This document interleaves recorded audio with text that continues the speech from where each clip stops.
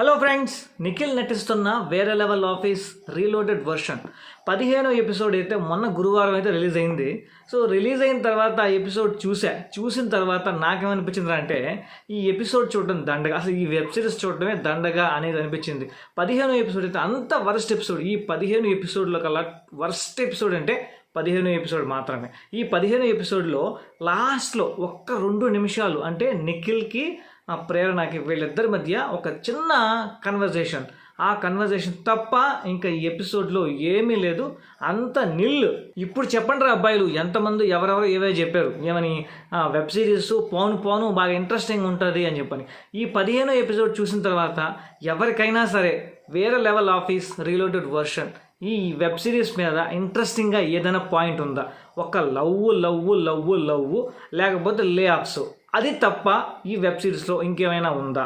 అంటే ఇక్కడ నిఖిల్ ఏమనుకుంటాడంటే ఏదో ఒక దాంట్లో నటించి ఆడియన్స్ ముందుకు వెళ్దాం అనుకుంటాడు. అంటే కంటెంట్ పరంగా బాగుందా లేదా అని చూసుకోకుండా ఇలాంటి డెసిషన్స్ అయితే తీసుకుంటున్నాడు. సరే, ఇక ఇవన్నీ పక్కన పెడదాం, ఎవరెవరు ఒపీనియన్స్ వాళ్ళవి. ఇక్కడ నా ఒపీనియన్ ఏంటంటే నిఖిల్ ఈ వెబ్ సిరీస్ నటించడానికి ఒప్పుకోవడం ఒక రాంగ్ డెసిషన్ అని నా ఒపీనియన్.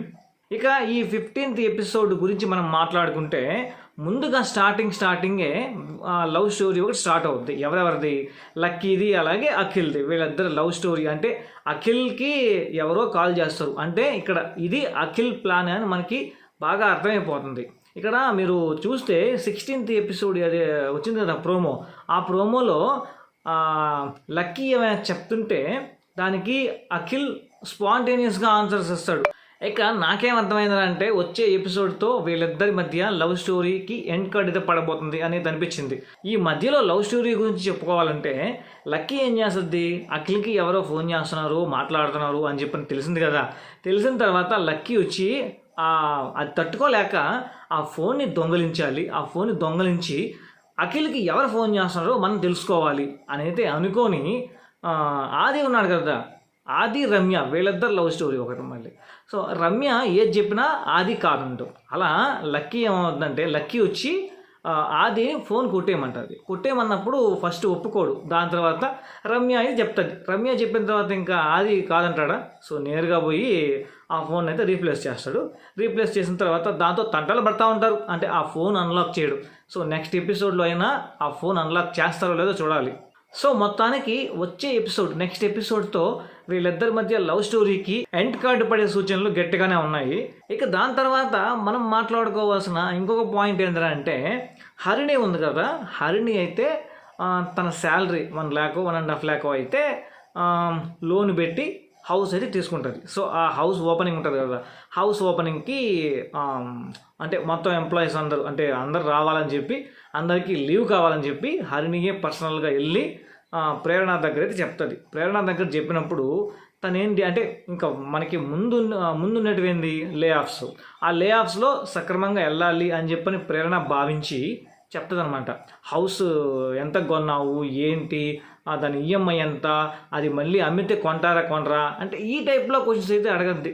దానికి హరిణికి అయితే భలే కోపం వస్తుంది అనమాట. అంటే ఇప్పుడు కష్టపడి ఇల్లు కొనుక్కుంటాం, ఆ ఇల్లు కొనడం అనేది ఒక యాంబిషన్, అంటే అది ఒక టార్గెట్ అనమాట, లైఫ్ అచీవ్మెంట్.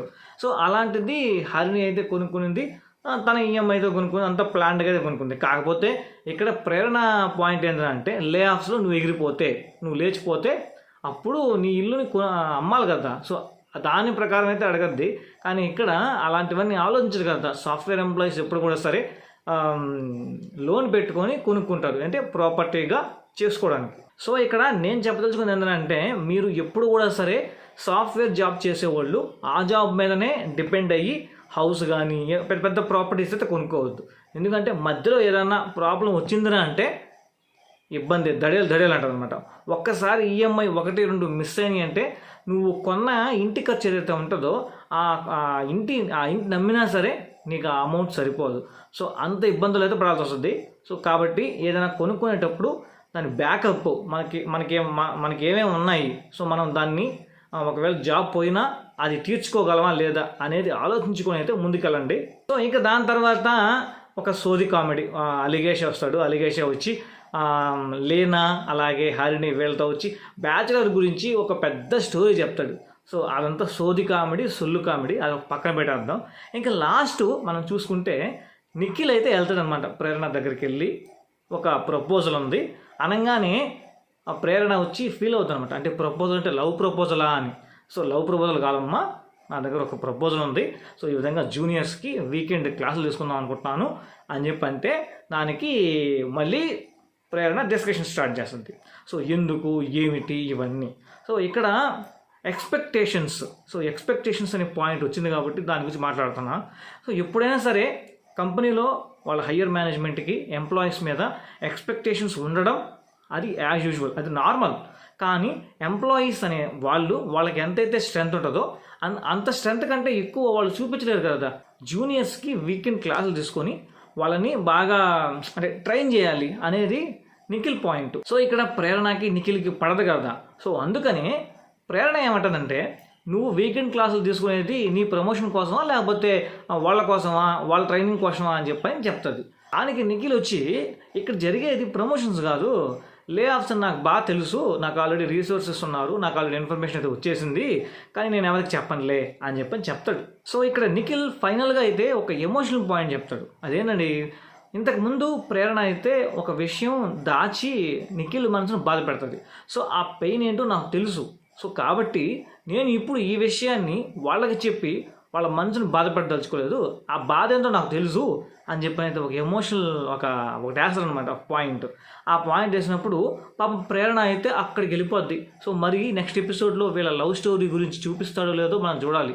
ఇక చివరిగా చెప్పుకోవాలంటే, ప్రేరణ అంత అగ్రెషన్గా ఒక్కొక్క ఎంప్లాయీ మీద అరిసే తత్వం ఉన్న ప్రేరణ లాస్ట్లో అయితే ఒక సున్నితమైన మనసు ఉంటుంది అనమాట. అంటే ఎట్లా అంటే జూనియర్స్ అందరినీ చూసి బాధపడుతూ, ముందున్న ఆ లేఆఫ్స్లో ఎవరు వెళ్ళిపోతారు, మీ భవిష్యత్తు ఎక్కడికి వెళ్ళిపోద్ది అని చెప్పి అయితే బాధపడుతూ ఉంటుంది. సో ఇక్కడ నేను ముందుగా చెప్పినట్టుగా లాస్ట్ ఒక 2-3 నిమిషాలు నిఖిల్కి అలాగే ప్రేరణ వీళ్ళిద్దరి మధ్య కన్వర్జేషన్ మాత్రం బాగా అనిపిస్తుంది.